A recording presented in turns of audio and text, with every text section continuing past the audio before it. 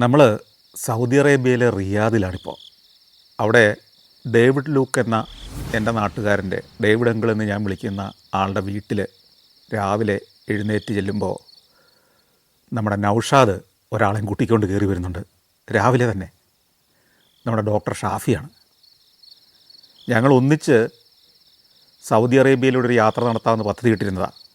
കുതിരയോട്ടങ്ങൾ, horse റേസുകൾ നടക്കുന്ന വമ്പൻ ഇവൻറ്റുകളിലെ ഒരു ഒഫീഷ്യലാണ് ഡോക്ടർ ഷാഫി. അദ്ദേഹം ഒരു കുതിര എക്സ്പേർട്ട് ആണെന്ന് വേണമെങ്കിൽ പറയാം.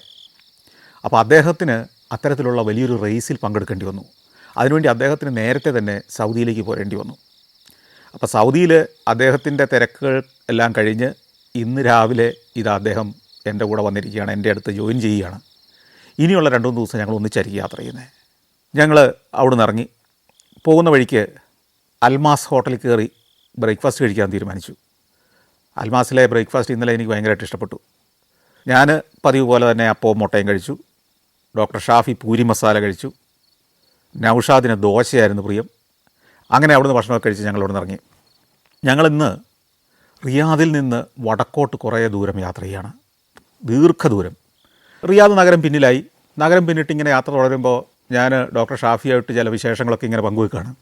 ഈ ഡോക്ടർ ഷാഫിയുടെ പ്രധാനപ്പെട്ട ഒരു ഉത്തരവാദിത്വം എന്ന് പറയുന്നത് ഈ ഷെയ്ഖ് ഫാമിലിയുടെയും അതുപോലെ തന്നെ വലിയ ക്ലബ്ബുകളുടെയും ഒക്കെ കുതിരയോട്ടത്തിൽ പങ്കെടുക്കുന്ന കുതിരകളുടെ ആരോഗ്യകാര്യങ്ങൾ, അവരുടെ ഫിറ്റ്നസ്, അവരെ സർട്ടിഫൈ ചെയ്യൽ, അവരെ ഇത്തരം വലിയ റേസുകൾക്ക് കൊണ്ടുപോകുമ്പോൾ അതിനു വേണ്ട സൗകര്യങ്ങൾ ശാസ്ത്രീയമാണെന്ന് ഉറപ്പുവരുത്തൽ, അവയുടെ ഹെൽത്തിന് തടസ്സങ്ങളുണ്ടാകുന്നില്ലെന്നും അവരെ ട്രാൻസ്പോർട്ടേഷനൊക്കെ ഉള്ളത് നിയമപ്രകാരമാണെന്ന് ഉറപ്പുവരുത്തലൊക്കെ ചെയ്യുന്ന ഒരു ഒഫീഷ്യലാണ് അദ്ദേഹം. അപ്പോൾ അതുകൊണ്ട് തന്നെ UAE കുതിരകൾ ഓട്ടത്തിൽ പങ്കെടുക്കുന്ന ലോകത്തിലെ പ്രമുഖമായ പല കുതിരയോട്ടങ്ങളിലും അദ്ദേഹത്തിന് പോകേണ്ടി വരും. അത് അങ്ങ് അമേരിക്ക മുതൽ ഓസ്ട്രേലിയ വരെയുള്ള പല സ്ഥലങ്ങളിലുമുണ്ട് ഇത്. അപ്പോൾ അതിനൊക്കെ സ്പെഷ്യൽ വിമാനങ്ങളിലാണ് ഈ കുതിരകളെ കൊണ്ടുപോകുന്നത് തന്നെ. കോടിക്കണക്കിന് രൂപ വില വരുന്ന കുതിരകളുണ്ട്. അതിൻ്റെ പേരിൽ പന്തയങ്ങൾ നടക്കാറുണ്ട്. അപ്പം ഈ കുതിരയോട്ടം എന്ന് പറയുന്ന ഒരു അത്ഭുത ലോകം, കുതിരപ്പന്തയം എന്ന് പറയുന്ന വമ്പനൊരു ലോകം, അതിൻ്റെ കഥകൾ, അതിൻ്റെ വിശേഷങ്ങളൊക്കെയാണ് ഡോക്ടർ ഷാഫി പുറകിലിരുന്ന് പറഞ്ഞുകൊണ്ടിരിക്കുന്നത്. അത് ഈ ദിവസങ്ങളിൽ സൗദിയിലുണ്ടായിരുന്നു. അത് കഴിഞ്ഞിട്ടാണ് അദ്ദേഹം ഇപ്പോൾ എൻ്റെ കൂടെ നമ്മളൊന്നിച്ച് യാത്ര തുടങ്ങുന്നത്. ഈ ഡോക്ടർ ഷാഫിയെ ഞാൻ പരിചയപ്പെട്ടത് രസകരമായ രീതിയിലാണ്. ഞാനങ്ങ് പരിചയപ്പെട്ടതല്ല. ഡോക്ടർ ഷാഫി ഒരു ദിവസം എന്നെ ഫോൺ ചെയ്യുമായിരുന്നു. ഞാൻ എവിടെയോ പോയിട്ട് യാത്ര ചെയ്ത് മടങ്ങുമ്പോൾ ഞാൻ ഓർക്കുന്നുണ്ട് ഇപ്പോഴും, കാറിലാണ് ഞാൻ. അപ്പോൾ എന്നെ വിളിച്ചിട്ട് പറഞ്ഞു, ഞാനിങ്ങനെ ഡോക്ടർ ഷാഫിയാണ്, ദുബായിൽ നിന്നാണ് വിളിക്കുന്നത്, ഞാൻ ഒരു കാര്യം ചോദിക്കാനാണ് വിളിക്കുന്നത്. അപ്പോൾ എനിക്ക് ദുബായിൽ നിന്ന്, ഗൾഫ് നാടുകളിൽ നിന്നൊക്കെ നിരന്തരം പലരും ഫോൺ കോളുകൾ ചെയ്യാറുണ്ട്. അവിടെ പല പരിപാടിക്കും പങ്കെടുക്കാൻ ക്ഷണിക്കാൻ വേണ്ടിയിട്ടൊക്കെ ആവാം. ഞാൻ വിചാരിച്ച അങ്ങനെ ഒരു കാര്യത്തിനായിരിക്കും. അദ്ദേഹം പറഞ്ഞു അതല്ല, ഞാൻ വിളിച്ചത് ഇവിടെ UAE ഗവൺമെൻറ് ഗോൾഡൻ വിസ കൊടുക്കുന്നുണ്ട് ആളുകൾക്ക്. വളരെ പ്രമുഖരായ വ്യക്തികൾക്കാണ് അത് കൊടുക്കാൻ തീരുമാനിച്ചിരിക്കുന്നത്. താങ്കൾ തീർച്ചയായിട്ടും ഒരു ഗോൾഡൻ വിസയ്ക്ക് അർഹനാണ്. ഞാനതൊന്ന് ശ്രമിക്കട്ടെ. കാരണം എൻ്റെ പരിചയത്തിലുള്ള അൽനാദ സെൻറ്റർ എന്ന് പറയുന്ന ഒരു ഏജൻസിയുണ്ട്, ഒരു സ്ഥാപനമുണ്ട്. അവരിവിടുത്തെ വിസയും അല്ലെങ്കിൽ ഹെൽത്ത് ഇങ്ങനെയൊക്കെയുള്ള ഇമിഗ്രേഷൻ പ്രോസസ്സ് ഉൾപ്പെടെയുള്ള പല കാര്യങ്ങളും ചെയ്യുന്ന ഒരു പ്രസ്ഥാനമാണ്. താങ്കൾ ഗോൾഡൻ വിസയ്ക്ക് അർഹനായ ഒരു വ്യക്തിയാണെന്ന് ഞങ്ങൾക്കൊക്കെ അറിയാം. അതുകൊണ്ട് ഞാനൊന്ന് ശ്രമിക്കട്ടെ. ഞാൻ പറഞ്ഞു, എനിക്കെന്തിനാണ് ഗോൾഡൻ വിസ? ഞാനവിടെ വന്ന് താമസിക്കാൻ പോകുന്നില്ല.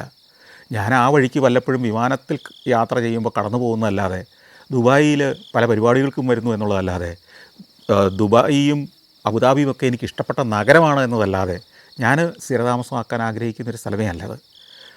അതുകൊണ്ട് എനിക്കതിൽ വലിയ താല്പര്യമില്ല എന്ന് പറഞ്ഞ് ഞാൻ അന്നത്തെ ആ സംഭാഷണം അവസാനിപ്പിച്ചു. കുറച്ച് ദിവസം കഴിഞ്ഞ് വീണ്ടും അദ്ദേഹം എന്നെ വിളിക്കുകയാണ്.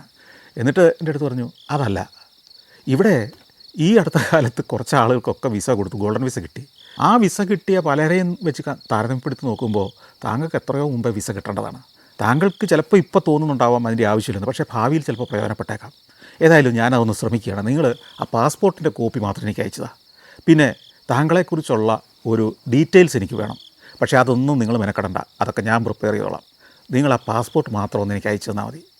ഒടുവിൽ ഈ മനുഷ്യൻ്റെ നിർബന്ധത്തിന് വഴങ്ങി ഞാൻ പാസ്പോർട്ടിൻ്റെ കോപ്പി അയച്ചു കൊടുക്കുന്നു. പിന്നെ കുറേ നാളുകൾ അദ്ദേഹം എന്നെ വിളിക്കും, ഓരോ ഡീറ്റെയിൽസ് ചോദിക്കും, ഓരോ വിശേഷങ്ങൾ ചോദിക്കും. എന്താണ് അവിടെ സംഭവിക്കുന്നത് എനിക്കറിയത്തില്ല, ഞാനത് മറന്നേ പോയി. ഒരു ദിവസം അദ്ദേഹം വിളിച്ചിട്ട് പറയാണ്, ഞങ്ങൾ അൽനാദ സെൻറ്ററിൽ നിന്ന് താങ്കൾക്ക് ഈ ദുബായിലേക്ക് വരുന്നതിനും തിരിച്ചു പോകുന്നതിനുമുള്ള ബിസിനസ് ക്ലാസ് ഫ്ലൈറ്റ് ടിക്കറ്റ് എടുത്തിട്ടുണ്ട്. കൂടാതെ ഇവിടെ താമസിക്കാൻ നല്ലൊരു ഹോട്ടലിൽ മുറി ബുക്ക് ചെയ്തിട്ടുണ്ട്. ദയവ് ചെയ്ത് ഇവിടം വരെ ഒന്ന് വരണം. താങ്കൾ ഇവിടെ വന്ന് ഇതിൻ്റെ അതോറിറ്റീസിൻ്റെ മുമ്പിൽ ഒന്ന് ഹാജരാവേണ്ട ഒരു ജോലി ഇതിനകത്തുണ്ട്, എങ്കിൽ മാത്രമേ ഗോൾഡൻ വിസ കിട്ടുള്ളൂ. ഒന്ന് ആലോചിച്ച് നോക്കി, എനിക്ക് വേണ്ടി ഇങ്ങനെ പല ജോലികളും സ്വയം അങ്ങ് ഏറ്റെടുത്ത് ചെയ്യുകയാണ് അദ്ദേഹം. ഒടുവിൽ ഞാൻ ദുബായ് ചെല്ലുന്നു, ഈ പ്രോസസ്സൊക്കെ നടത്തുന്നു, പല പരിശോധനകളുണ്ട്. ഇതെല്ലാം കഴിഞ്ഞ് എനിക്ക് ഗോൾഡൻ വിസ ലഭ്യമാകുന്നു. അപ്പോൾ ഞാൻ ഈ യാത്ര ചെയ്യുമ്പോഴും ഇദ്ദേഹം വിളിക്കുമ്പോഴൊക്കെ ചിന്തിക്കുന്ന ഒരു കാര്യം, എന്താണ് ഇദ്ദേഹത്തിന് ഇതിനകത്തൊരു താല്പര്യം? എന്താവശ്യത്തിന് വേണ്ടിയിട്ടാണ് എനിക്ക് വേണ്ടി ഇങ്ങനെ അധ്വാനിക്കുന്ന ഒരു മനുഷ്യൻ? എത്രയോ പരിചയക്കാരുണ്ട്, ബന്ധുക്കളുണ്ട്, സുഹൃത്തുക്കളുണ്ട്. ഇവരാരും ചെയ്യാത്തൊരു കാര്യം, എന്നെ ഒരു പരിചയവുമില്ലാത്ത സഫാരി ചാനലിലൂടെ അല്ലെങ്കിൽ എൻ്റെ പരിപാടികളിലൂടെ മാത്രം അറിയുന്ന ഒരു മനുഷ്യൻ ഇങ്ങനെ എന്നെ സഹായിക്കുന്ന എന്തിനാണ് എന്ന്. ഇദ്ദേഹം മാത്രമല്ല, ഈ അൽനാദ സെൻറ്ററിൽ ചെല്ലുമ്പോൾ അവിടെയുള്ള സുഹൃത്തുക്കൾ, മലയാളികൾ, ഇവരും നമുക്ക് വേണ്ടി സഞ്ചാരത്തോടുള്ളൊരു സ്നേഹം, സഫാരിയോടുള്ളൊരു സ്നേഹം, എന്നോട് വ്യക്തിപരമായിട്ടുള്ളൊരു സ്നേഹം കൊണ്ട് അവർ ഈ പ്രോസസ്സ് എല്ലാം ചെയ്ത് എനിക്ക് ഗോൾഡൻ വിസ വാങ്ങിത്തരികയാണ്. ഞാൻ അത്ഭുതപ്പെട്ടു പോയി. നിസ്വാർത്ഥമായിട്ട് ഇങ്ങനെ പ്രവർത്തിക്കുന്ന ആളുകളെ നമ്മൾ അപൂർവമായിട്ടേ കാണുള്ളൂ. അതായിരുന്നു ആ സൗഹൃദത്തിൻ്റെ തുടക്കം. ഇന്നേ വരെ, ഈ ദിവസം വരെ അദ്ദേഹത്തിൻ്റെ ഒരു കാര്യത്തിന് വേണ്ടി, അവരുടെ ഒരു കാര്യത്തിന് വേണ്ടി എന്നെ സമീപിച്ചിട്ടില്ല. ഒരു പരിപാടിയിൽ പങ്കെടുക്കാനോ എന്തെങ്കിലും ഒരു ഇവൻറ്റിൻ്റെ ഭാഗമാകാനോ ഒന്നും ഒരിക്കലും നിർബന്ധിച്ചിട്ടില്ല. ചിലപ്പോഴൊക്കെ എന്നെ വിളിക്കും. ഞങ്ങൾ തമ്മിലൊരു സൗഹൃദമുണ്ട് എന്ന് ഈ പരിപാടികളിലൂടെ അറിയുന്ന ചിലർ അദ്ദേഹത്തെ സമീപിച്ചിട്ട് അതിൻ്റെ പേരിൽ അദ്ദേഹം വിളിക്കും. ഇങ്ങനെ ഒരാൾ വന്നിരുന്നു, ഇങ്ങനൊരു പ്രസ്ഥാനം വന്നിരുന്നു, ഇങ്ങനെ മറ്റൊരു കമ്പനി വന്നിരുന്നു, അല്ലെങ്കിൽ ഇങ്ങനെ ഒരു സ്ഥാപനം വന്നിരുന്നു, താങ്കളെ ഇവിടം വരെ ഒന്ന് കൊണ്ടുവരാൻ പറ്റുമെന്ന് ചോദിക്കുന്നുണ്ട്, ഇവിടെ ഒരു ഇവൻറ്റിൽ പങ്കെടുക്കാനാണ്. അദ്ദേഹം യഥാർത്ഥത്തിൽ ഞാൻ ചെല്ലണമെന്ന് ആഗ്രഹിക്കുന്നുണ്ട് എന്ന് മനസ്സിലാക്കി ചില പരിപാടിയിൽ പങ്കെടുത്തത് മാത്രമേ ഉള്ളൂ. അതിനകത്ത് ഞാൻ അദ്ദേഹത്തിന് തിരിച്ചു കൊടുത്തു എന്ന് പറയാവുന്നൊരു കാര്യം. അപ്പോൾ ഞാൻ പറഞ്ഞത്, എക്കാലത്തും നമ്മളെ, സഞ്ചാരത്തെ, എൻ്റെ യാത്രകളെ പിന്തുണച്ചിരുന്ന, സ്നേഹപൂർവ്വം കൂടെ നടന്നിരുന്ന ചില സുഹൃത്തുക്കളുണ്ട്. അങ്ങനെ ഒരു സുഹൃത്താണ് ഡോക്ടർ ഷാഫി. ഈ ഡോക്ടർ ഷാഫി കാറുമായി അടുത്ത ഒരാഴ്ച എൻ്റെ കൂടെ ഈ സൗദി അറേബ്യയിലൊക്കെ യാത്ര ചെയ്യാൻ പദ്ധതി ഇട്ടിരുന്നത്. ഞങ്ങൾ ദീർഘമായ യാത്രയ്ക്ക് പദ്ധതി ഇട്ടിരുന്നതാണ്. പക്ഷേ അത് ഈ അദ്ദേഹത്തിൻ്റെ തിരക്കുകൾ മൂലം നടന്നില്ല. ഇങ്ങനെ പല കാര്യങ്ങളും സംസാരിച്ച് ഞങ്ങളിങ്ങനെ യാത്ര തുടരുമ്പോൾ നൗഷാദിൻ്റെ അടുത്ത് ചോദിക്കുന്നു, വാദി ലബൻ കാണണോ? വാദി ലബൻ. ഞാൻ ചോദിച്ചു, ഈ വാദി ലബനിൽ എന്താണ് പ്രത്യേകത? വാദി ലബൻ വലിയൊരു തൂക്കുപാലമാണ്, കാണണോ? ഞാൻ ചോദിച്ചു, തൂക്കുപാലം നമ്മൾ ഒത്തിരി കണ്ടിട്ടുണ്ട്, ഇതെന്താണ് ഇതിൻ്റെ പ്രത്യേകത? ശരി, ഒന്ന് പോയി നോക്കാം. ഇവിടുന്ന് എത്ര ദൂരമുണ്ട്? ഇവിടുന്ന് ഒരു 6-7 കിലോമീറ്റർ ഹൈവേയിൽ നിന്ന് തിരിഞ്ഞു പോയാൽ മതി. ശരി, പോകാം, അങ്ങോട്ടൊന്ന് പോയി നോക്കാം. അപ്പോൾ ഇത് തൂക്കുപാലമാണെന്നും ഒരു വാദിയാണെന്നും പറഞ്ഞപ്പോൾ എനിക്ക് വലിയ കൗതുകം തോന്നിയില്ല. കാരണം നമ്മൾ എത്രയോ തൂക്കുപാലങ്ങൾ കണ്ടിരിക്കുന്നു, എത്രയോ വാദികളിലൂടെ മരുഭൂമി യാത്രകളിൽ നമ്മൾ കടന്നു പോയിരിക്കുന്നു. അങ്ങനെ മെയിൻ ഹൈവേയിൽ നിന്ന് പുറത്തിറങ്ങി മറ്റൊരു പാതയിലേക്ക് കയറി. ആ റോഡും 6 വരിയുള്ള പാത തന്നെയാണ്. അങ്ങനെ ചെല്ലുമ്പോൾ ആകാശത്തേക്ക് ഉയർന്നു നിൽക്കുന്ന 2 തൂണുകളാണ് നമ്മൾ കാണുന്നത്. അതിൻ്റെ അടുത്തേക്ക് ചെല്ലുമ്പോൾ ഒരു 10-60 നില കെട്ടിടത്തിൻ്റെ ഉയരമുള്ള 2 തൂണുകൾ ഒരു കുന്നിൻ്റെ ചെരുവിൽ, 60 നില കെട്ടിടത്തിൻ്റെ ഉയരമുള്ള തൂണുകൾ. ഈ തൂണുകളിൽ നിന്ന് കൂറ്റൻ വടങ്ങൾ ഇങ്ങനെ 2 വശത്തേക്കും പോയിരിക്കുന്നു, ഇങ്ങനെ വല കെട്ടിയതുപോലെ. അതിലേക്ക് നമ്മൾ ആ തൂണുകളുടെ അടിയിലേക്ക് ചെല്ലുമ്പോൾ അതാണ് ഈ വാദി ലബൻ ബ്രിഡ്ജ്. അതിലേക്ക് നമ്മൾ ചെന്ന് കയറുകയാണ്. 6 വരിയുള്ള, ഏതാണ്ട് 36 മീറ്റർ വീതിയുള്ള, ഏതാണ്ട് 750 മീറ്റർ, അതായത് 3/4 കിലോമീറ്റർ നീളമുള്ള ഒരൊറ്റ തൂക്കുപാലം. 3/4 കിലോമീറ്റർ നീളമുള്ള ഒരൊറ്റ പാലമാണത്. അതൊരു ഗംഭീര കാഴ്ചയായിരുന്നു. ഇത് മിസ് ചെയ്ത് കഴിഞ്ഞാൽ വലിയൊരു നഷ്ടമായിപ്പോയെന്ന് എനിക്ക് മനസ്സിലായി. ഇതിൻ്റെ വലിപ്പം നൗഷാദിന് പറഞ്ഞുതരാൻ പറ്റിയില്ലെങ്കിലും അങ്ങോട്ട് വണ്ടി വിട്ടോളൂ എന്ന് പറഞ്ഞത് ശരിയായൊരു തീരുമാനമാണെന്ന് എനിക്ക് തോന്നി. വണ്ടി അതിലൂടെ യാത്ര ചെയ്യുമ്പോൾ, ആ പാലത്തിലൂടെ പോകുമ്പോൾ ഈ ഓരോ വടത്തിൻ്റെയും വലിപ്പം പോലും ഉണ്ടല്ലോ, നമ്മളെ അത്ഭുതപ്പെടുത്തും. അതിലൂടെ ട്രക്കുകളും ബസ്സുകളും കാറുകളൊക്കെ കടന്നു പോകുമ്പോൾ അതിൻ്റെ വലിപ്പമായിട്ട് താരതമ്യപ്പെടുത്തുമ്പോഴാണ് ഈ പാലത്തിൻ്റെ വലിപ്പം പിടികിട്ടുക. അതിലൂടെ ഓടി മറുകരയെത്തി. പക്ഷേ ഈ പാലത്തെ അകലെ നിന്ന്, പുറത്തു നിന്ന് അതിൻ്റെ വശങ്ങളുടെ കാഴ്ചകളൊന്ന് പകർത്തണം. ഞാൻ ചോദിച്ചു, നൗഷാദ്, ഇത് എവിടെയാണ് നമുക്കൊന്ന് പാർക്ക് ചെയ്തിടാൻ പറ്റുക? ഈ പാലത്തിൻ്റെ അടി നേരത്തെ പറഞ്ഞ പോലെ വലിയൊരു വാദിയാണ്. വാദി എന്ന് പറഞ്ഞാൽ ഒരു നദി പോലെ, മഴക്കാലത്ത്, പ്രളയകാലത്ത് വെള്ളം ഒഴുകി പോകുന്ന മരുഭൂമിയിലെ താഴ്വരകൾക്കാണ് ഈ വാദി എന്ന് പറയുന്നത്. പക്ഷേ ഇത് ഒരു കാനിയൻ പോലെ, ഗ്രാൻഡ് കാനിയൻ പോലെ, ഒരു ഇടിവ് താഴ്വര പോലെയാണ്.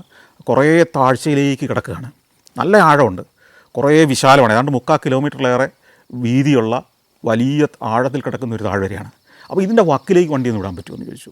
അങ്ങനെ നൗഷാദ് റോഡിൽ നിന്ന് എക്സിറ്റ് എടുത്ത് കുറച്ച് പറമ്പുകളിലൂടെയൊക്കെ ഓടി ഒരു തിട്ടയിൽ ഈ ഇടിവ് താഴ്വരയുടെ വക്കിൽ കൊണ്ടുപോയി വണ്ടി നിർത്തി. ഞങ്ങളവിടെ ഇറങ്ങി. അപ്പോൾ താഴ്വരയുടെ കാഴ്ചകൾ മനോഹരമാണ്. അതിൻ്റെ ഒരു ഭാഗത്ത് കുറച്ച് പച്ചപ്പുള്ളൊരു ഭാഗമുണ്ട്. ആ പച്ചപ്പുള്ളൊരു ഭാഗത്തൊരു ഗ്രാമമുണ്ട്.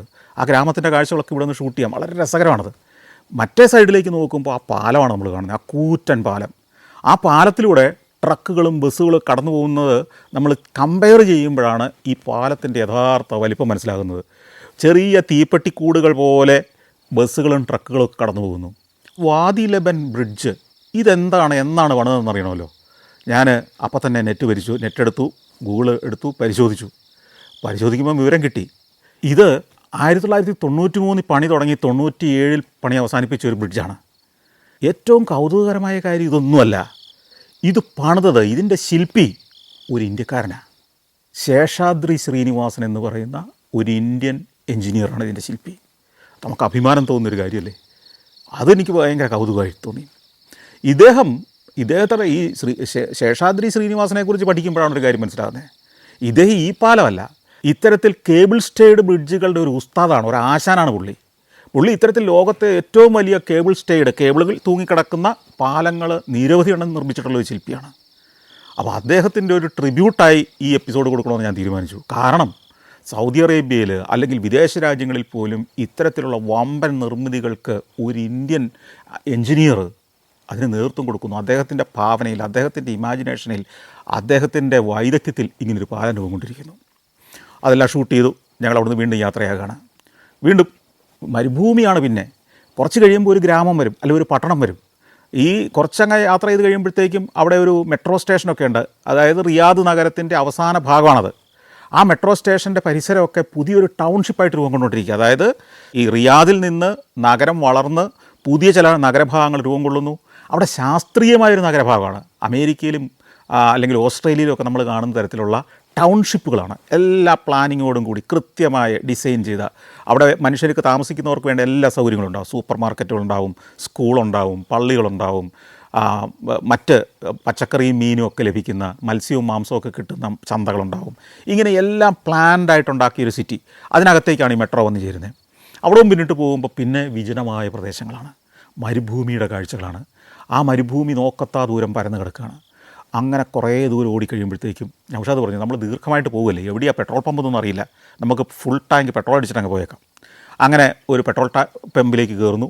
ഈ പെട്രോൾ പമ്പിൽ പെട്രോൾ അടിക്കുന്നു. നമ്മുടെ ഏതാണ്ട് 50 രൂപയ്ക്ക് തുല്യമാണ് അവിടെ അന്നത്തെ വില. നമുക്ക് അന്ന് ഞാനീ പോകുന്ന സമയത്ത് 100 രൂപ ഡീസലിന് വിലയുള്ളപ്പോൾ അവിടെ 50 രൂപയാണ്. ഇന്ത്യൻ രൂപയിൽ 50 രൂപ, അത് നമ്മുടെ പകുതി വില. പെട്രോളൊക്കെ അടിച്ചു.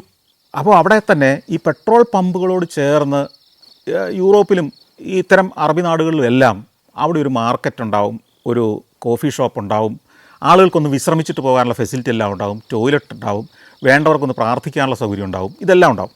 ഇതിനോടനുബന്ധിച്ചൊരു മാർക്കറ്റ് പോലൊരു ഭാഗമുണ്ട്. അതൊരു ട്രഡീഷണൽ മാർക്കറ്റ് പോലെയാണ്. അതായത് നമ്മൾ സാധാരണ കാണുന്ന സൂപ്പർ മാർക്കറ്റ് 7-11 ഒക്കെ പോലത്തെ സൂപ്പർ മാർക്കറ്റ് പോലെയല്ല, നാടനൊരു ചന്ത പോലെ ഒരു കെട്ടിടം. അതിനകത്തേക്ക് കയറി ചെന്നു. അതിനകത്ത് വിൽക്കാൻ വെച്ചിരിക്കുന്ന സാധനങ്ങളാണ് നമുക്ക് കൗതുകം ഉണ്ടാക്കുക. ഒട്ടകത്തിൻ്റെ മൂക്കുകയർ, ഒട്ടകത്തെ കെട്ടുന്ന ചങ്ങലകൾ, ഒട്ടകത്തിനെ അലങ്കരിക്കുന്ന ചില തൊങ്ങലുകൾ, ഒട്ടകത്തിൻ്റെ പുറത്ത് കയറി ഇരിക്കാൻ വേണ്ടി നമ്മളിടുന്ന ഒരു സീറ്റുണ്ട്, ഹൗദ എന്നാണ് അറിയപ്പെടുന്നത്. ഈ ഹൗദകൾ, ഇങ്ങനെ ഒട്ടകവുമായിട്ട് ബന്ധപ്പെട്ട, ഒട്ടകത്തിൻ്റെ കഴുത്തെ കെട്ടുന്ന മണി, ഇങ്ങനെ ഒട്ടകവുമായിട്ട് ബന്ധപ്പെട്ട നിരവധി സാധനങ്ങളാണ് വിൽക്കാൻ വെച്ചിരിക്കുന്നത് ഒരു ഭാഗത്ത്. വേറൊരു ഭാഗത്തിട്ട് ചെല്ലുമ്പോൾ കൂടാരങ്ങളാണ്. ഈ മണലാരണ്യത്തിലേക്ക്, മരുഭൂമിയിലേക്ക് പോയി പല കാര്യങ്ങൾക്ക് പോയി താമസിക്കുന്ന ആളുകളുണ്ട്. അവിടെ ഫാമുകൾ നടത്തുന്നവരുണ്ട്. അപ്പോൾ ഈ ഫാമുകൾ നടത്തുന്നവർക്ക് കൂടാരം അടിച്ച് താമസിക്കാനുള്ള കൂടാരങ്ങൾ, അതുകൂടാതെ സാഹസികരായ ആളുകൾ, ഈ യാത്രകൾക്കായിട്ട് പോകുന്ന എക്സ്പ്ലോറേഴ്സ് ഉണ്ട്, മരുഭൂമിയിൽ പോയി താമസിച്ച് ക്യാമ്പ് ചെയ്യുന്ന ആളുകൾ. അപ്പോൾ അവർക്ക് വേണ്ട കൂടാരങ്ങൾ, ഈ കൂടാരത്തിനകത്ത് നിലത്ത് വിരിക്കാനുള്ള കാർപ്പറ്റ്, കൂടാരത്തിനകത്ത് പാചകം ചെയ്യാനുള്ള ഫെസിലിറ്റികൾ, അതിനുള്ള ഗ്രില്ല് ചെയ്യാനുള്ള അടുപ്പുകൾ, ചാർക്കോൾ, അതായത് കനലിൽ ഇത് ചുട്ടെടുക്കണമെങ്കിൽ മാംസം ചുടാനുള്ള ചാർക്കോൾ വരെ അവിടെയുണ്ട്. കൂടാതെ പലതരം പാത്രങ്ങൾ. ഈ ടെൻറ്റിനകത്ത് നിലത്താണ് ഇരിക്കുക, കാർപ്പറ്റ് വിരിച്ച് നിലത്തിരിക്കുമ്പോൾ ഇങ്ങനെ കൈകുത്തിയിരിക്കാനുള്ള ഹാൻഡ് റെസ്റ്റുകൾ, തലയണകൾ, പരവതാനികൾ, പ്രത്യേകതരം പുതപ്പുകൾ എന്നു വേണ്ട ഒരു മരുഭൂ ജീവിതത്തിന്, അതായത് നമ്മളൊരു സാഹസിക യാത്രയ്ക്കോ ഒരു എക്സ്പ്ലോറേഷൻ യാത്രയ്ക്കോ ഒക്കെ പോവുകയാണെങ്കിൽ ഉപയോഗിക്കേണ്ട നിരവധി ഉപകരണങ്ങളാണ്. മഴു, പിക്കാക്സ്, നമ്മുടെ ലാൻഡ് ക്രൂസർ പോലത്തെ വാഹനങ്ങളിൽ പോകുമ്പം ചിലപ്പോൾ മണലിനകത്ത് പൂണ്ടുപോകും. അപ്പം മണൽ കോരിക്കളഞ്ഞ് അതിനെ മുമ്പോട്ട് കൊണ്ടുപോകാനുള്ള സാധനങ്ങൾ, വടങ്ങൾ. നമ്മൾ ഈ കടയ്ക്കകത്തൂടെ കുറേ നേരം കറങ്ങി നടന്നു കഴിയുമ്പോണ്ടല്ലോ, നമ്മൾ തന്നെ ഒരു സാഹസികനായി പോകും. ഇതുകൊണ്ട് കുറേ സാധനമൊക്കെ മേടിച്ച് മരുഭൂമിക്കകത്തേക്ക് പോയി അങ്ങോട്ട് ഒരാഴ്ച താമസിച്ചാലോ നമുക്ക് തോന്നുന്ന മട്ടിൽ തണുപ്പ് കാലത്ത് മരുഭൂമിക്കകത്തേക്ക് ടൂറിസ്റ്റുകൾ പോയി താമസിക്കുമ്പോൾ അവർക്ക് വേണ്ടി ഉള്ള എല്ലാ ഉപകരണങ്ങളുമുണ്ട്. അതുകൂടാതെ ഞാൻ നേരത്തെ പറഞ്ഞ പോലെ തന്നെ ഈ ഫാമുകളുണ്ട്, ഒട്ടക ഫാമുകൾ, ആട് ഫാമുകളുണ്ട് മരുഭൂമിക്കകത്ത്. ആ ഫാമിലെ ജോലിക്കാർക്ക് വേണ്ട കൂടാരങ്ങൾ, അവർക്ക് വേണ്ട സാധനങ്ങൾ, അവർക്ക് വേണ്ട അടുപ്പ്, പാത്രങ്ങൾ, ഇങ്ങനെ സർവ്വ സാധനങ്ങളും. അവിടുന്ന് ഒരു ചായയൊക്കെ കുടിച്ച് കുറച്ച് വെള്ളമൊക്കെ വാങ്ങി, കുറച്ച് ജ്യൂസൊക്കെ വാങ്ങി, എന്തെങ്കിലും ഇടയ്ക്ക് ഒരു സ്നാക്സ് എന്തെങ്കിലും കഴിക്കേണ്ടി വന്നാൽ അത് കഴിക്കാൻ വേണ്ടി കുറച്ച് സാധനങ്ങളൊക്കെ വാങ്ങി ഞങ്ങൾ വണ്ടിക്കകത്ത് ഫില്ല് ചെയ്തു. വണ്ടിക്ക് ഡീസലടിച്ചു, യാത്ര തുടരുകയാണ്. ഇങ്ങനെ യാത്ര ചെയ്യുമ്പോൾ കുറേ അങ്ങ് പോകുമ്പോൾ വിജനമായൊരു സ്ഥലത്ത് ഒരു വലിയ സ്മാരകം പോലെ, ഒരു ഉദ്യാനം പോലെ ഒരു ഭാഗം ഒരുക്കി വെച്ചിരിക്കുന്നു. എന്തോ വലിയൊരു സംഭവത്തിൻ്റെ സ്മാരകമാണെന്ന് എനിക്ക് മനസ്സിലായി. അവിടെ വണ്ടി ഒന്ന് സ്ലോ ഡൗൺ ചെയ്തു, അതിൻ്റെ വിശദാംശങ്ങളൊന്ന് പരിശോധിച്ചു. അപ്പോൾ ഒരു കാര്യം മനസ്സിലായി. 1902 അബ്ദുൾ അസീസ് രാജാവ്, അതായത് ഇന്നത്തെ ആധുനിക സൗദി അറേബ്യയുടെ സൃഷ്ടാവ് എന്ന് പറയാവുന്ന, അല്ലെങ്കിൽ സൗദ് രാജവംശം ഈ സൗദി അറേബ്യയുടെ അധികാരികളായി മാറുന്നതിന് തുടക്കം കുറിച്ച അബ്ദുൾ അസീസ് രാജാവ്, അദ്ദേഹം പട നയിച്ചെത്തി ഈ കാണുന്ന സ്ഥലത്ത് വെച്ചാണ് അന്ന് റിയാദ് ഭരിച്ചിരുന്ന അൽ റാഷിദ് സൈന്യത്തെ പരാജയപ്പെടുത്തി റിയാദിൻ്റെ ഭരണം പിടിക്കുന്നത്. അപ്പോൾ ഇന്ന് സൗദി അറേബ്യ ഭരിക്കുന്ന സൗദ് രാജവംശത്തെ സംബന്ധിച്ചിടത്തോളം ഏറ്റവും പ്രാധാന്യമുള്ളൊരു സ്ഥലമാണിത്.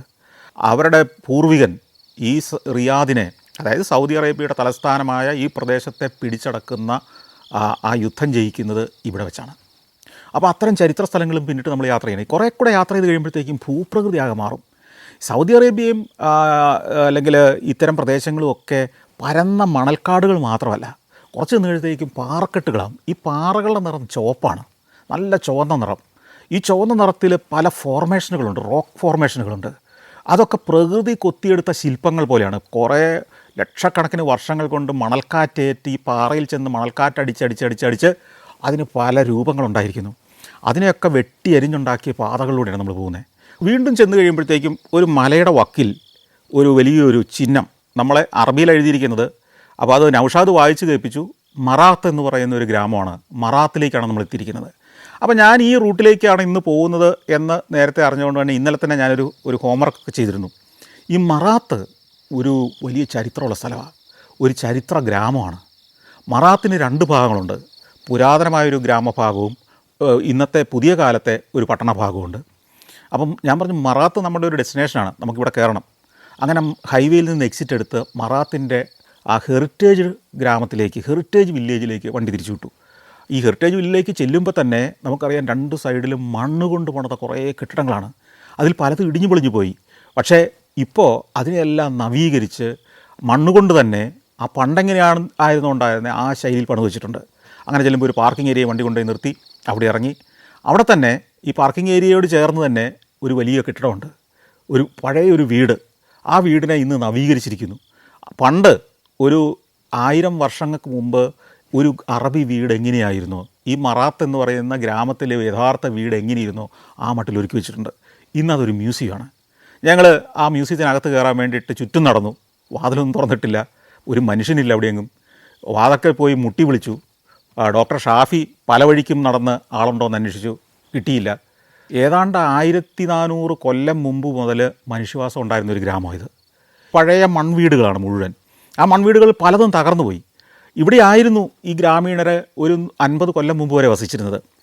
ഈ പെട്രോളിയത്തിൻ്റെ സമ്പത്ത് സൗദിയിലുണ്ടായപ്പോഴേക്കും ഇത്തരം ഗ്രാമീണർക്ക് പുതിയ വീടുകൾ വെച്ച് കൊടുത്തു തുടങ്ങി, പുതിയ ഗ്രാമങ്ങൾ രൂപം കൊണ്ടു. പണ്ടൊക്കെ ഈ വീടുകളെല്ലാം ഒന്നിനോടൊന്ന് ചേർന്ന് ഇങ്ങനെ അടുക്കി മണ്ണിൻ്റെ കെട്ടിടങ്ങളായിരുന്നു. എന്തുകൊണ്ടാണ് അങ്ങനെ പണിതതെന്ന് ചോദിച്ചാൽ, ഈ സൗദി അറേബ്യയിലെ ഉൾനാടുകളിലെ ഗ്രാമങ്ങളിൽ പല ഗോത്രങ്ങളാണ് വസിച്ചിരുന്നത്. ഈ ഗോത്രങ്ങൾ തമ്മിലുള്ള പോരാട്ടങ്ങൾ, കൊള്ളയടികൾ, ഇതൊക്കെ സാധാരണമായിരുന്നു. ഒരു കാലഘട്ടത്തിൽ ഗോത്രങ്ങൾ തമ്മിൽ യുദ്ധം നടക്കുമായിരുന്നു. അപ്പോൾ ഈ ഒരു ഗോത്രത്തിലെ, ഒരു ഗ്രാമത്തിലെ ആളുകളെല്ലാം ഒന്നിച്ച് കൂട്ടമായി ഒറ്റ പ്രദേശത്ത് വസിച്ചിരുന്നത്. എന്നിട്ട് അതിനൊരു കാവൽമാടം ഉണ്ടാവും. അന്യഗോത്രങ്ങൾ അകലെ നിന്ന് രാത്രിയിൽ കൊള്ളയടിക്കാനും ആക്രമിക്കാനും വരുന്നുണ്ടോ എന്ന് നോക്കാനുള്ള നിരീക്ഷണ സംവിധാനങ്ങളുണ്ടാവും. അതിനുള്ള ആ ഗോത്രത്തിൻ്റെ പടയാളികളുണ്ടാവും, കാവൽക്കാരുണ്ടാവും, ആയുധങ്ങളുണ്ടാവും, സ്ത്രീകളെയും കുട്ടികളെയും സംരക്ഷിക്കുന്ന ആളുകളുണ്ടാവും. അപ്പോൾ അങ്ങനെ ഒന്നിച്ചൊരു സമൂഹമായിട്ടാണ് ഇവർ വസിച്ചിരുന്നത്. സൗദി അറേബ്യയിലെ മിക്കവാറും എല്ലാ ഗ്രാമങ്ങളും ഇങ്ങനെ അടുക്കി വെച്ച വീടുകളുടെ ഗ്രാമങ്ങളാണ്. അല്ലാതെ ചെതറിക്കിടക്കുന്ന ഒരു വീട്, പിന്നെ കുറച്ച് പുരയിടം, പിന്നെ വീട്, അങ്ങനെയല്ല. ഇത് എന്തുകൊണ്ട് ഇങ്ങനെ അടുപ്പിച്ചടുപ്പിച്ച് പണിതെന്ന് ചോദിച്ചു കഴിഞ്ഞാൽ, ഒന്ന്, അത്തരം സ്ഥലത്തായിരിക്കും വെള്ളം കിട്ടുന്ന ഏക സ്ഥലം. ആ വെള്ളം കിട്ടുന്നൊരു സ്ഥലത്തായിരിക്കും ഒരു ഗ്രാമം രൂപപ്പെട്ടിട്ടുണ്ടാവുക. ആ കിണറിന് ചുറ്റുമായിരിക്കും ഈ വീടുകളെല്ലാം. അപ്പോൾ അതിനോട് ചേർന്ന് വീടുകൾ പണിയും. രണ്ടാമത്തെ കാര്യം, ഗോത്രങ്ങൾ തമ്മിലുള്ള ആക്രമണം ഉണ്ടാവും. അന്യഗോത്രങ്ങളിൽ നിന്ന്, അല്ലാതെ മറ്റു നാടോടി കൊള്ളക്കാരിൽ നിന്ന് ഒക്കെ രക്ഷ നേടാൻ ഇവർ ഒന്നിച്ച് താമസിക്കണം. ഇവരെ കൊള്ളയടിക്കാൻ വരുന്നവർ, ഇവരെ ആക്രമിക്കാൻ വരുന്നത്, അല്ലെങ്കിൽ ശത്രുക്കളായിട്ട് വരുന്നവരെ ഒക്കെ നേരിടാൻ ഇവർ ഒന്നിച്ച് ജീവിക്കുമ്പോൾ ഇവരുടെ ഒരു സൈന്യം ഉണ്ടാവും. അങ്ങനെയൊക്കെ ജീവിച്ചിരുന്ന ഒരു കാലമുണ്ട്. പിന്നീട് അതിൻ്റെ സംരക്ഷണം ഇല്ലാതായി, പലതും അടർന്ന് തകർന്ന് വീണു തുടങ്ങി. പിന്നീട് ഈ കഴിഞ്ഞ ഒരു 10-12 വർഷം മുമ്പ് മുതലാണ് ഇത്തരത്തിലുള്ള ഇവരുടെ ചരിത്ര ഗ്രാമങ്ങളെ, ഇവരുടെ പാരമ്പര്യത്തനിമയെ നിലനിർത്തണം, നശിച്ചു പോയതിനെ പുനഃസൃഷ്ടിക്കണം എന്നുള്ളൊരു ബോധം ഗവൺമെൻറ്റുകൾക്കുണ്ടാവുന്നത്. അങ്ങനെ ആ ഗവൺമെൻറ് ഏതാണ്ട് $1 ബില്യൺ ഇതിനു വേണ്ടി മാറ്റിവെച്ചു. ഈ മറാത്ത് പോലുള്ള ഇത്തരത്തിലുള്ള ഗ്രാമങ്ങളൊക്കെ പുനർനിർമ്മിച്ചുകൊണ്ടിരിക്കുക. അവിടെ ഒരു മോസ്കുണ്ട്. ആ മോസ്കിൻ്റെ പരിസരത്തേക്ക് ചെല്ലാം. ഈ മോസ്ക് വളരെ ചെറിയൊരു മോസ്കാണ്. ഈ ഗ്രാമീണർക്കെല്ലാം കൂടെ നിൽക്കാനുള്ള സ്ഥലമൊന്നും അതിനകത്തില്ല. അതിൻ്റെ മുറ്റമുണ്ട്. ചിലപ്പോൾ മുറ്റത്തൊക്കെ നിന്നായിരിക്കാം പ്രാർത്ഥിച്ചിട്ടുണ്ടാവുക. അതിനോട് ചേർന്നൊരു കിണറുണ്ട്. ആ കിണറിൻ്റെ അവിടെ ഒരു ബോർഡ് എഴുതി വെച്ചിട്ടുണ്ട്. AD 600കളിലെ കിണറാണ്. അൽ വലൈദി വെൽ എന്നാണ് ഇത് അറിയപ്പെടുന്നത്. അൽ വലൈദിയുടെ കിണർ. ഖാലിദ് ഇബിൻ അൽ വാലിദ് എന്ന് പറയുന്നത് ഒരു സൈന്യത്തലവനായിരുന്നു. ഈ സൈന്യത്തലവൻ മുഹമ്മദ് നബിയുമായി യുദ്ധം ചെയ്തിട്ടുള്ള ആളാണ്. അദ്ദേഹത്തെ എതിർത്തിരുന്ന ആളാണ്. പക്ഷേ ഒരു ഘട്ടം കഴിഞ്ഞപ്പോൾ അദ്ദേഹം ഇസ്ലാം മതം സ്വീകരിക്കുകയും നബിയുടെ ഒരു പ്രധാന ഒരു സേനാനായകനായി മാറുകയും ചെയ്തു. അദ്ദേഹം ഒരു കാലത്ത് ഇവിടെ വന്ന് സൈന്യത്തോടൊപ്പം തമ്പടിച്ചു ഈ പ്രദേശത്ത്. അന്ന് അവിടെ ഒരു നീർച്ചാലുണ്ടായിരുന്നു. അവിടെ നിന്നാണ് അവരുടെ സൈന്യത്തിന് വേണ്ട വെള്ളമൊക്കെ എടുത്തുകൊണ്ടിരുന്നത്. പക്ഷേ അവിടെ ആ വെള്ളം തികയാതെ വന്നപ്പോൾ ഈ പ്രദേശത്ത് ഇവിടെ ഒരു കിണറുണ്ടാക്കി. അങ്ങനെ അൽ വാലിദ് പണിത കിണറാണ് ഇതെന്നാണ് വിശ്വസിക്കപ്പെടുന്നത്. ആ അൽ വാലിദിൻ്റെ കിണറിൻ്റെ സമീപം പിന്നീട് ഒരു ഗ്രാമം രൂപം കൊണ്ടു. ആ ഗ്രാമമാണ് ഇന്ന് നമ്മൾ ഈ കാണുന്ന ഗ്രാമം. ഈ ഗ്രാമത്തിലൂടെ നമ്മൾ സഞ്ചരിക്കുമ്പോൾ തകർന്നു പോയ വീടുകളൊക്കെ ആണെങ്കിലും അതിൻ്റെ പലതിൻ്റെയും അകത്ത് കൊത്തുപണികളോട് കൂടിയ തടികൾ കാണാം, ചുവരിൽ ചിത്രപ്പണികൾ കാണാം, പ്രമാണി വീടുകൾ കാണാം, 2 നിലയുള്ള വലിയ ബംഗ്ലാവുകളുണ്ട്. അതിൻ്റെയൊക്കെ മുൻഭാഗം പല ഭാഗങ്ങളും തകർന്നു പോയിട്ടുണ്ട്. പക്ഷേ നമ്മൾ ഇതിനിടയ്ക്കൂടെ ക്യാമറയായിട്ട് നടക്കുമ്പോൾ ആ പ്രതാപത്തോടെ നാട്ടുപ്രമാണിമാരായ ആളുകൾ വസിച്ചിരുന്ന ഒരു ഗ്രാമത്തിലെ കാഴ്ചകളും ജീവിതമൊക്കെ കണ്ടുകൊണ്ടാണ് നമ്മൾ നടക്കുന്നത്. അതിനിടയ്ക്കൂടെ കുറേ നേരം നടന്നിട്ട് ഞാൻ തിരിച്ച് കാറിൽ ചെന്ന് കയറി ഞങ്ങൾ വീണ്ടും യാത്ര തുടരുകയാണ്. അങ്ങനെ കുറേ ദൂരം ഓടിക്കൊണ്ടിരിക്കുമ്പം വഴിയിൽ നിന്ന് കുറച്ചകലെ 1-2 കൂടാരങ്ങൾ കണ്ടു. അപ്പോൾ ഞാൻ നൗഷാദിനോട് ചോദിച്ചാൽ എന്തായിരിക്കും സംഭവം. അപ്പോൾ നൗഷാദ് പറഞ്ഞു അതൊരു ഫാം ആകാനാണ് സാധ്യത, ഒട്ടക ഫാം ആകാൻ സാധ്യതയുണ്ട്. ഞാൻ ചോദിച്ചു അങ്ങോട്ടൊന്ന് വണ്ടി വിട്ടാലോ, അവർക്ക് ഇഷ്ടപ്പെടുമോ? ഞാൻ പറഞ്ഞു നമുക്കൊന്ന് പോയി നോക്കാം. അങ്ങനെ അങ്ങോട്ട് വണ്ടി വിട്ടു. അവിടേക്ക് വണ്ടി അടുത്ത് ചെല്ലുമ്പോൾ ഒരു മുറ്റം, ഒരു മൈതാനമുണ്ട്. അവിടെ കെട്ടുകളാക്കി വെച്ചിരിക്കുന്ന പുല്ലും വൈക്കോലും ഉണ്ട്. ഇത് പുല്ലും വൈക്കോലും വിൽക്കുന്നൊരു സ്ഥലമാണെന്ന് ആദ്യം സംശയമായി. അവിടെ വണ്ടി കൊണ്ടുപോയി നിർത്തി കഴിയുമ്പോൾ അവിടെ ഒരു ചെറിയൊരു കൂടാരമുണ്ട്, ഒരു ഷെഡ്. അതിനകത്തൊരു മനുഷ്യനിരിപ്പുണ്ട്. ഞാൻ നൗഷാദിനോട് പറഞ്ഞു, നൗഷാദ് ആദ്യം ഒന്ന് ചെന്ന് അയാളോടൊന്ന് സംസാരിക്കുക, അത് കഴിഞ്ഞിട്ട് ഞാൻ ക്യാമറയായിട്ട് ഇറങ്ങിയാൽ മതി. ആദ്യം ക്യാമറയായിട്ട് ഇറങ്ങിക്കഴിഞ്ഞാൽ ചിലപ്പോൾ പ്രശ്നം ഉണ്ടാകും. ഇത്തരം സ്ഥലങ്ങളിലൊക്കെ ആളുകൾക്ക് നമ്മളൊരു ക്യാമറയുമായിട്ട് കയറി ചെല്ലുമ്പോൾ അതിനു മുമ്പ് അനുവാദം വാങ്ങണം. എല്ലാ സ്ഥലങ്ങളിലും അങ്ങനെ ആയിരിക്കണം. ആ അനുവാദം വാങ്ങി അവർ നമ്മളോട് സഹകരിക്കുമെന്ന് ഉറപ്പുണ്ടെങ്കിൽ മാത്രമേ ക്യാമറയായിട്ട് ഇറങ്ങാൻ പാടുള്ളൂ. നൗഷാദ് ഇറങ്ങി ചെന്നു. പുറകെ ഡോക്ടർ ഷാഫിയും ചെന്നു. ഇവർ കുറേ നേരം എന്തൊക്കെ സംസാരിക്കുന്നു. ഇയാൾ ഷെയ്ക്ക് ഹാൻഡ് കൊടുക്കുന്നു. അപ്പോൾ എനിക്കൊരു ധൈര്യമായി. അവിടെ കാര്യങ്ങൾ സ്മൂത്താണ്. ഞാനും ക്യാമറയായിട്ട് ഇറങ്ങി ചെന്നു. ഇദ്ദേഹത്തിൻ്റെ അടുത്തേക്ക് ചെല്ലുന്നു. ഒരു ചെറുപ്പക്കാരനാണ്, അധികം പ്രായമല്ല, ഒരു 10-35 വയസ്സ് കാണും. അദ്ദേഹത്തിൻ്റെ മുഖം, ചുണ്ടുകൾ ഒക്കെ വരണ്ടുണങ്ങിയിരിക്കുകയാണ്. ഈ മരുഭൂമിയുടെ ചൂടും ഈ ചൂട് കാറ്റും ഇവിടുത്തെ തീവ്രമായ കാലാവസ്ഥയും എല്ലാം സഹിച്ച് വർഷങ്ങളായിട്ട് ജീവിക്കുന്നൊരു മനുഷ്യനാണെന്ന് കാണുമ്പോഴേ അറിയാം. പക്ഷേ പ്രായം തീരെ കുറവാണ്. ഞങ്ങൾ അദ്ദേഹത്തോട് അദ്ദേഹത്തിൻ്റെ വിശേഷങ്ങൾ ചോദിച്ചു. റബി അബ്ദുറഹ്മാൻ എന്നാണ് അദ്ദേഹത്തിൻ്റെ പേര്. റബി എന്ന് വിളിക്കും. അദ്ദേഹം സുഡാൻകാരനാണ്. കുറേ വർഷങ്ങളായിട്ട് ഇവിടെയാണ്. ഒരു 10 വർഷത്തോളമായിട്ട് ഇവിടെ തന്നെയാണ് ജീവിതം. 2-3 വർഷം കൂടുമ്പോൾ ഒന്ന് നാട്ടിലേക്ക് പോകും. ഇപ്പോൾ നാട്ടിൽ പോയിട്ട് വന്നിട്ട് 2 വർഷമായി. അപ്പോൾ എന്താണ് ഇവിടുത്തെ ജോലി? ഇദ്ദേഹത്തിന് ഒട്ടക പരിപാലനമാണ്. കുറച്ചപ്പുറയാണ് ഒട്ടകങ്ങളുടെ വേലിക്കെട്ട്. അതിനകത്ത് നിരവധി ഒട്ടകങ്ങളുണ്ട്. 100-100ഓളം ഒട്ടകങ്ങളുണ്ട്. ആണൊട്ടകങ്ങളും പെണ്ണൊട്ടകങ്ങളും എല്ലാം ഉണ്ട്. കൂടാതെ ഈ പുല്ല് വിൽക്കുകയും ചെയ്യണം. ഇവിടെ കുറച്ച് ഉള്ളിലേക്ക് പോയി കഴിഞ്ഞാൽ കുറേ ഫാമുകൾ ഇതുപോലെ തന്നെയുണ്ട്. ഇത് റോഡിൽ നിന്ന് കാണാവുന്ന ദൂരത്താണ്. ശരിക്കും പറഞ്ഞാൽ ഇദ്ദേഹം കുറച്ചുകൂടെ മനുഷ്യ സമ്പർക്കമുള്ളൊരു സ്ഥലത്താണ് താമസിക്കുന്നത്. പക്ഷേ ഉൾനാടുകളിൽ നമ്മുടെ ആടുജീവിതത്തിലൊക്കെ വായിച്ചതുപോലെ കുറേ ഉള്ളിലുള്ള ഫാമുകളുണ്ട്. അവിടെ നിന്നുള്ള ആളുകൾ വൈക്കോല് വാങ്ങാൻ ഇവിടെ വരും. അപ്പോൾ ഈ വൈക്കോല് വിൽക്കണം. ഇയാളുടെ അർബാബ് ഇയാളെ 2 ജോലി ഏൽപ്പിച്ചിരിക്കുന്നത്. അർബാബ് എന്ന് പറഞ്ഞാൽ ഇയാളുടെ ഉടമസ്ഥൻ, മുതലാളി. ഒന്ന് ഈ പുൽക്കെട്ടുകൾ വിൽക്കണം, അതിൻ്റെ പൈസ വാങ്ങണം. കൂടാതെ ഇദ്ദേഹത്തിൻ്റെ അർബാബിൻ്റെ ഈ ഒട്ടകങ്ങളെ പരിപാലിക്കണം. ഇതൊരു വ്യത്യസ്തമായ ജീവിതമാണ്. നമ്മൾ ആടുജീവിതം എന്ന സിനിമയിൽ കണ്ട, അതിലെ ആ പുസ്തകത്തിൽ വായിച്ച ഒരു ജീവിതം നമ്മൾ കാണുകയാണ്. അതൊരു മലയാളിയായിരുന്നെങ്കിൽ ഇതൊരു സുഡാനിയാണ്, സുഡാൻകാരൻ. ഞാൻ ചോദിച്ചു, റബ്ബി എവിടെയാണ് താമസിക്കുന്നത്? റബ്ബി ചൂണ്ടിക്കാണിച്ചു, പുറകിലൊരു കൂടാരമുണ്ട്, അതൊന്ന് കാണാൻ പറ്റുമോ? പിന്നെ എന്നാ വരാൻ പറഞ്ഞു. അങ്ങനെ റബ്ബിയുടെ കൂടെ ഞാൻ ആ കൂടാരത്തിലേക്ക് നടന്നു. ഈ കൂടാരത്തിനകത്ത് പ്രധാന ഫർണിച്ചർ എന്ന് പറയുന്നത് ഒരു കട്ടിലാണ്. പിന്നെ നിലത്തൊരു പെട്ടിയുണ്ട്, ഒരു ട്രങ്ക് പെട്ടി, വലിയൊരു തകരം കൊണ്ടുള്ളൊരു ട്രങ്ക് പെട്ടി. ആ പെട്ടിയിലാണ് സർവ്വസമ്പാദ്യവും ആരുടെ? ഈ റബ്ബിയുടെ. പിന്നെ അതിൻ്റെ കൂടാരത്തിൻ്റെ മറ്റൊരു മൂലയ്ക്ക് കുറച്ച് പച്ചക്കറികൾ, സവോള, പിന്നെ കുറച്ച് പാത്രങ്ങളൊക്കെ ഉണ്ട്. ഞാൻ ചോദിച്ചു, ഇവിടെ എന്താ നിങ്ങൾ പാചകം ചെയ്യുന്നത്? അതെന്തെങ്കിലുമൊക്കെ ഉണ്ടാക്കും. അപ്പോൾ തിന്നാൻ ഉള്ള റൊട്ടി അല്ലെങ്കിൽ കുബൂസ് ഇങ്ങനെയൊക്കെയുള്ള സാധനങ്ങളോ? അത് അർബാബിൻ്റെ പണിക്കാർ 2-3 ദിവസം കൂടുമ്പം ഇതിലെ വരും, അന്നേരം അത് തന്നിട്ട് പോകും. പിന്നെ വെള്ളവും കൊണ്ട് നിറക്കിയിട്ട് പോകും. വെള്ളം ഇവിടെ വലിയൊരു സ്റ്റോറേജിനകത്ത് സംഭരിച്ച് വെച്ചിട്ടുണ്ട്. ഇങ്ങനെയാണ് ജീവിതം പോകുന്നത്. അപ്പോൾ എന്താണ് എല്ലാ ദിവസവും കഴിക്കുക? എല്ലാ ദിവസവും ഒന്ന് തന്നെയാണ് കഴിക്കുന്നത്. അപ്പോൾ രാവിലെ മുതൽ എന്താണ് ജോലി? ഒട്ടകങ്ങളെ പരിചരിക്കണം. പരിചരിക്കുക എന്ന് പറഞ്ഞാൽ അവയ്ക്ക് വെള്ളം കൊടുക്കണം, അവയ്ക്ക് തീറ്റ കൊടുക്കണം. ഞാൻ ചോദിച്ചു, ഈ ഒട്ടകങ്ങളെ കാണാൻ പറ്റില്ലേ, അങ്ങോട്ട് പോകാൻ പറ്റില്ലേ? വരൂ. അങ്ങനെ ഞങ്ങളെ അങ്ങോട്ട് കൊണ്ടുപോയി. അവിടെ ചെല്ലുമ്പോൾ നമ്മൾ സാധാരണ അറബി നാടുകളിൽ കണ്ടിട്ടുള്ള ഒട്ടകങ്ങളുടെ മുഖത്തോട്ട് നോക്കുമ്പം അത്ര ഒരു സൗന്ദര്യമുള്ള ഒട്ടകമല്ല. പക്ഷേ ഇവിടെ ഈ ഫാമിലെ, റബ്ബിയുടെ ഫാമിലെ ഒട്ടകങ്ങളെല്ലാം നല്ല സുന്ദരികളുമാണ്, നല്ല ചെറുപ്പക്കാരാണ്, നല്ല മിടുമിടുക്കന്മാർ ഒട്ടകങ്ങൾ. അതിനെ റബ്ബി നന്നായിട്ട് പരിപാലിക്കുന്നുണ്ടെന്ന് നമുക്ക് മനസ്സിലാവും. ഒട്ടകത്തിൻ്റെ അടുത്ത് ചെന്നു, ഒട്ടകത്തെ തലോടാം. ഒട്ടകം നമ്മുടെ അടുത്തേക്ക് വരും, ആ തലയെ നീട്ടിക്കൊണ്ട് വരും. നമ്മളൊന്ന് ഓമനിക്കൂ എന്നുള്ള മട്ടിലേക്ക് നമ്മുടെ അടുത്തേക്ക് തല നീട്ടി വരുന്ന നല്ല ഓമനത്തോളം ഒട്ടകങ്ങൾ. അപ്പോൾ ഈ ഒട്ടകങ്ങൾക്ക് ഈ കൺപോള പോലെ മൂക്കിനൊരു സംവിധാനമുണ്ട്. പൊടിക്കാറ്റടിക്കുമ്പോൾ മൂക്ക് വേണമെങ്കിൽ ഇവർക്ക് അടച്ചു വെക്കാനുള്ളൊരു സംവിധാനമുണ്ട്. അതെനിക്കൊരു പുതിയ അറിവായിരുന്നു. നമ്മൾ വായടയ്ക്കാം, കണ്ണടയ്ക്കാം, പക്ഷേ മൂക്കടയ്ക്കാൻ പറ്റില്ലല്ലോ, കൈ വേണ്ടേ? ഒട്ടകത്തിന് കൈ കൊണ്ട് പോയി അടയ്ക്കാൻ പറ്റില്ലല്ലോ. ഒട്ടകത്തിന് മൂക്കടച്ച് പിടിക്കാം, അതിനുള്ളൊരു സംവിധാനം. ആ ഒട്ടകത്തിൻ്റെ കഴുത്തിൽ ഒക്കെ എന്തോ ട്രിം ചെയ്തിരിക്കുന്നു, അതായത് മുടി വെട്ടിയ പോലെ. അത് ചോദിച്ചത് എന്താ ഇങ്ങനെ ഒരു സംഭവം? പറഞ്ഞ് ഈ ഒട്ടകത്തിൻ്റെ കഴുത്തിലെ രോമങ്ങൾ മുറിച്ചെടുക്കാറുണ്ട്. രോമമുള്ള ഒട്ടകം, ആ ഒട്ടകത്തിൻ്റെ രോമം മുറിച്ചെടുക്കൽ, ഇതൊക്കെ നമുക്ക് പുതിയ അറിവുകളാണ്. അപ്പോൾ അങ്ങനെ രോമം മുറിക്കുന്ന ഇനത്തിൽപ്പെട്ട ഒട്ടകങ്ങളാണിത്. ഈ ഒട്ടകങ്ങളെ ഇവർ വളർത്തുന്നത് എന്തിനാണെന്ന് ചോദിച്ചാൽ മാംസം, പാല്, പിന്നെ ഒട്ടക മത്സരം, ഈ 3 കാര്യങ്ങളാണ് പ്രധാനം. പിന്നെ ഇതിൻ്റെ തോലും, ഒട്ടകത്തോല് കൊണ്ടുള്ള പലതരം ബാഗുകൾ, ബെൽറ്റ്, ഇങ്ങനെയൊക്കെയുള്ള സാധനങ്ങളെല്ലാം ഉണ്ടാക്കും.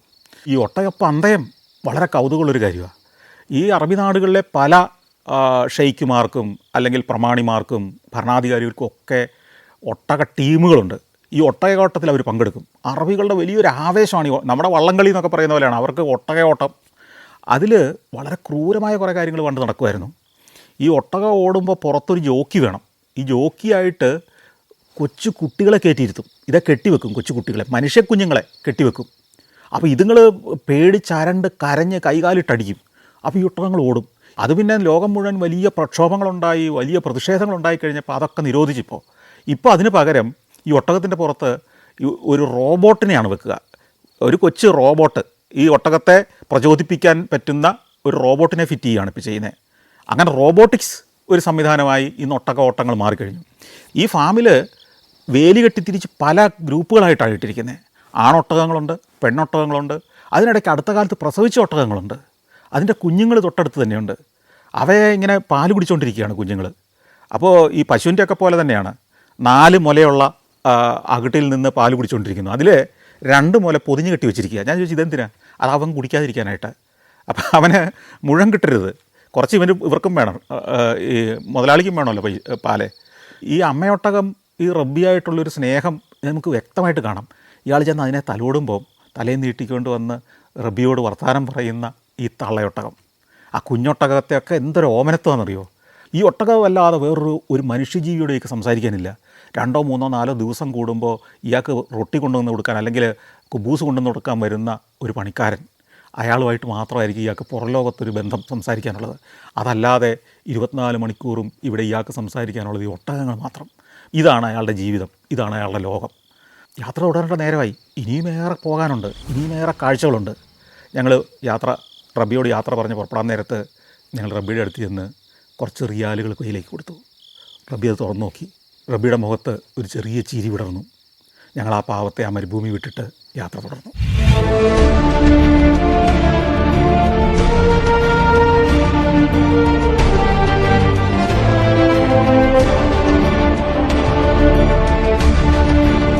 Morocco, north Macedonia, Kazakhstan, Zambia, Zimbabwe. സഞ്ചാരം പെൻഡ്രൈവ് വോളിയം നമ്പർ 21. അപൂർവ ദൃശ്യയാത്രാ വിവരണ ശേഖരം ഉടൻ സ്വന്തമാക്കാൻ സഞ്ചാരം എന്ന് SMS ചെയ്യൂ. ഫോൺ 9995 444 222.